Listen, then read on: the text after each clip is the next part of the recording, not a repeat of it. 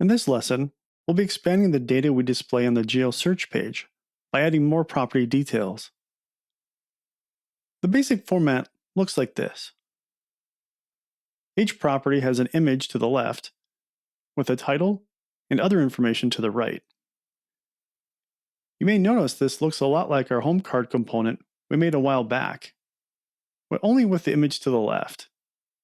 And this has more property info. So let's start there.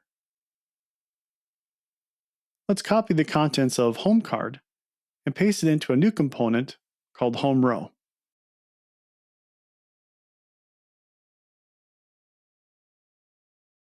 Let's expand our guest area by adding rooms, beds, and bathrooms.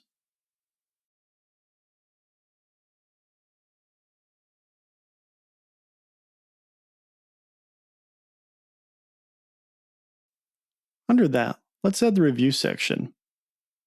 Add the star icon we used on our property page.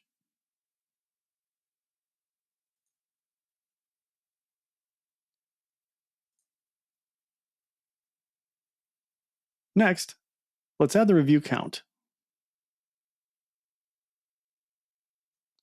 Alright, to make this more like a row, let's float the image to the left and add about 10 pixels of padding. This is just to get the general look and feel of the page. We aren't married to these styles. And since we float the image to the left, we'll have to clear it by using the clear style. And save. This should be good enough for now. Let's go back to the search page and use our new component. Instead of using a div and displaying our home title, let's use home row components.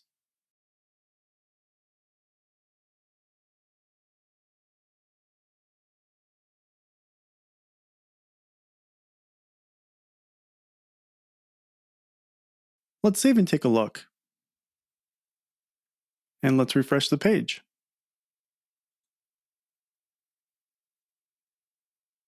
Alright, not bad. We can see it's starting to take shape. Okay, so one thing that we have to change is the guest, rooms, bed, bath section. Notice how some of them have a single item and have an S, and others have more than one item and no S. Let's consolidate that into a helper method. Go back to our home row component and create a new method called pluralize.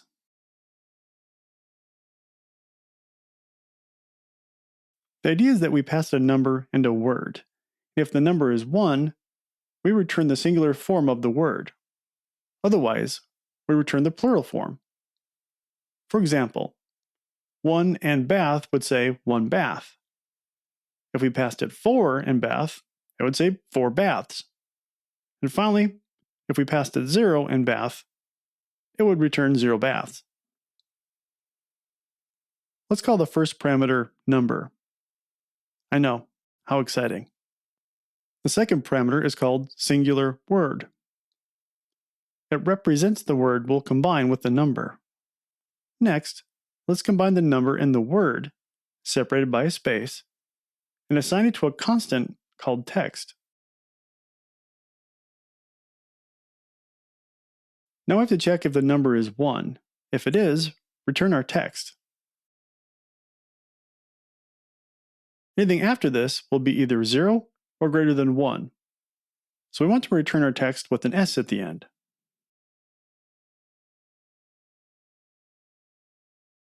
So notice I hard-coded S for the plural version of the word. This is because I already know the 4 words we'll be using all needed just an S. What about words that turn into ES when they're plural, like box, when it turns into boxes? Well, I always try to code for what I need right now. I see many developers looking far too ahead and overcomplicating code with requirements that aren't even real yet.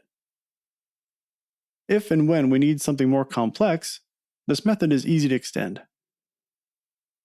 For those who are wondering, why didn't you just use a filter?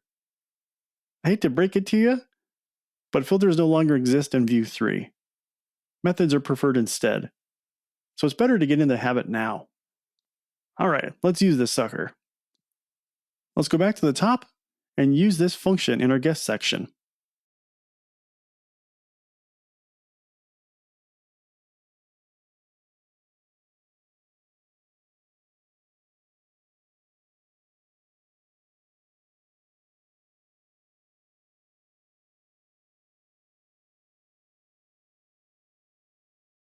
Alright, let's save and take another look at Beaver Creek again.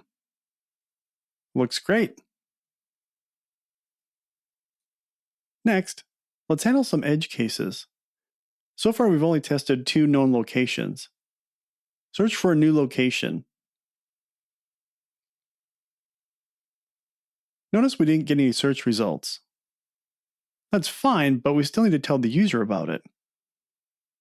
In our template, let's add a VIF and a VELSE to show no results found if we have no places to show.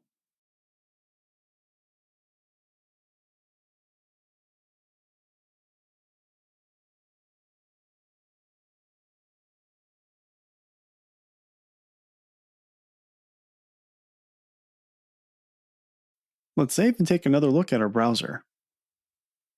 Nice. Now our users will at least know that our site isn't broken. Now before we forget, let's add a title to this page.